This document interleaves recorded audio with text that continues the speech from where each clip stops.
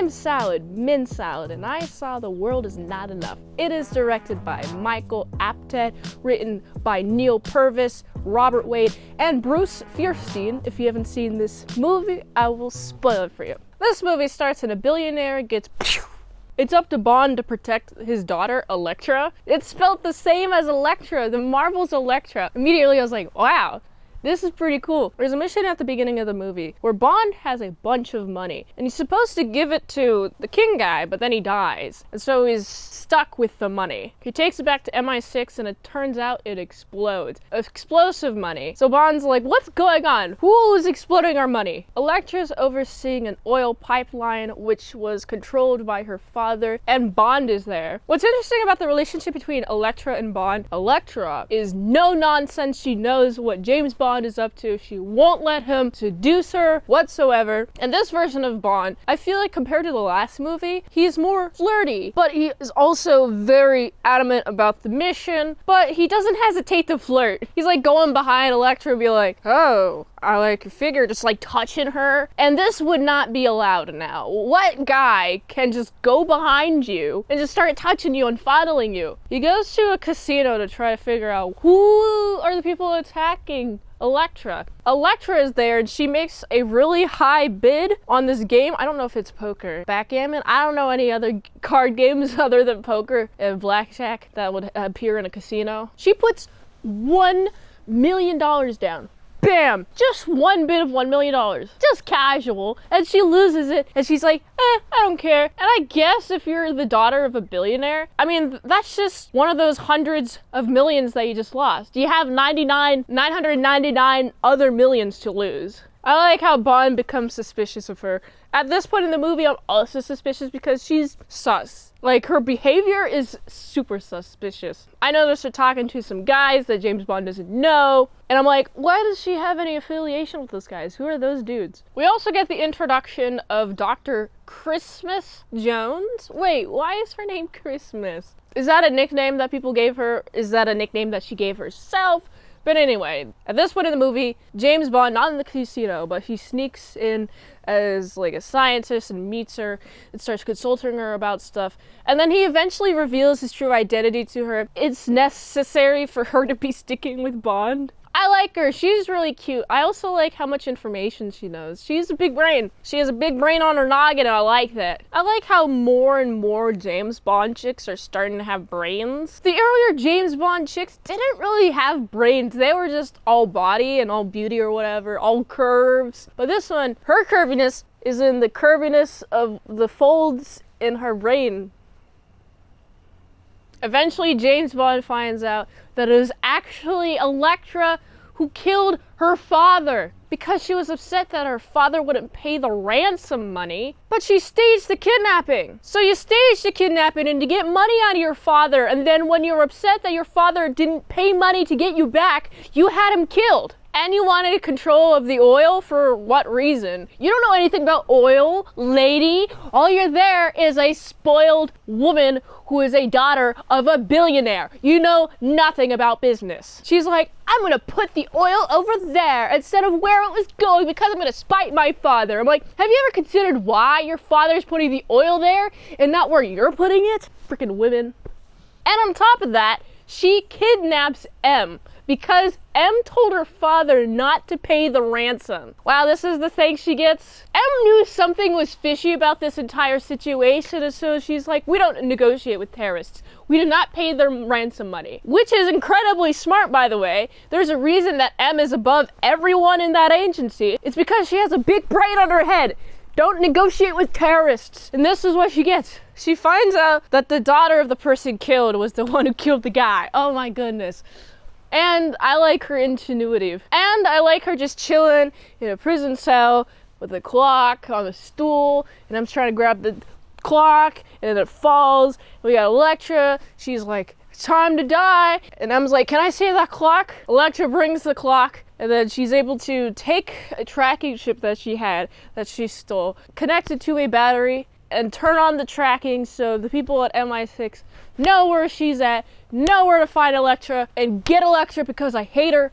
She's spiteful. She's like, my dad didn't love me enough. No! He was probably gonna find another way to get you! I am infuriated by Elektra in this movie, especially because she poses as so nice at the beginning. She poses like she cares about her father, and then it turns out that she murdered her father. I like the scene where we have the guy. He's in the caviar. I didn't know caviar was a pool of blackish water. I didn't know that's how caviar was made. I thought you extracted caviar from live fish, live pregnant fish, and then put it in some sort of container or something.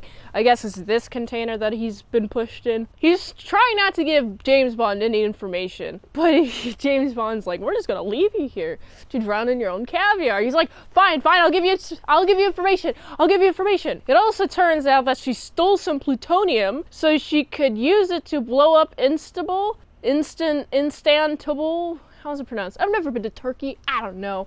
But anyway, she's like, I'm gonna blow it up. I'm like, why? Who cares? Why are you doing this, lady? I really don't understand this lady's motivations. She just seems like she's bitter at her dad, but her dad protected her, and she's not thankful about that at all, and I don't understand why she did this to her dad. I just think she's jealous. I just think she's spoiled. I just think she has a big ego. I just think she thinks she's better than everybody because her dad is a millionaire and she's being proven wrong, and that makes me happy. Yeah! The caviar man's sacrifice went to a good cause, though. He takes the cane gun and pews Elektra and kills her. I'm like, yes! That's what you get, you freaking spoiled lady! Almost nobody has a billionaire dad. So I was like, ha ha ha ha, this is awesome. I'm so satisfied. You know, I'm less mad about her death than I am about the dad's death. The dad, I don't know, he's probably evil or something. But his daughter is pure evil. It just reeks of jealousy. It reeks of so many woman emotions. Oh man, no business sense whatsoever. I also like how James Bond and Dr. Christmas Jones, they're going into this oil pipe, and then there's this bomb that's in the oil pipe, and they're sent to deactivate it, and then it explodes, but luckily they're not in that part of the tunnel. When it explodes, Elektra's like, oh, they're dead. And then she just starts treating everyone terribly because she thinks that James Bond is dead, but no, he's not. And I like that. This review was definitely out of order in the order of events, but I told you what I liked about this movie. What do you like about this movie? I hate Elektra, and I'm glad she's dead. I like how James Bond has a kissy moment with Dr. Jones. She seems like a very nice lady. I like how James Bond sleeps with 3 ladies in this film, including Elektra. James Bond was feeling all over Elektra because he sensed that she wanted to have sex with him, but it's very presumptuous of James Bond to be doing that. Speaking of women, I really like the opening title sequence, not the song. I still haven't encountered a song where I'm like, oh, this is cool, I like the song. It matches what I like about Live and Let Die. I have not encountered a song like that since then, but I do like the opening sequence. It definitely is using computer stuff. The women, computer generated. But it looks pretty cool and I like it. I didn't notice any CGI in this film. I'm sure there was some. What do you think of this movie? Is the world not enough for you? It certainly is not enough for Elektra. She has billions and billions and billions of dollars to her access, and the world is not enough for her. She gets yeeted out of existence because she's so entitled, and if the billions that she has access to is not enough, she shouldn't be alive, but she's not. And that makes me happy. So I gotta give this movie the plot. It's fun. It's a little bit more straightforward. They do go to a lot of places, and I feel like with the James Bond films, I've said this in previous James Bond film reviews, but I feel like James Bond films have a problem with the in-between of locations. Like it'll show, oh, we're in Istanbul now, we're in this place now, we're in this place now, but there's not really a lot of transition in between. It's just kind of like, oh, we're here now, okay, I guess we're here, and then they change locations again. Car scene that goes and gets shot out, and then he goes to a different location, and then the same pattern again. Car scene, he gets shot out, and then different location, or variation of car scene being like different types of vehicles, but it's still the same structure. And for that, I gotta give this film, it's a solid 6.7 out of 10.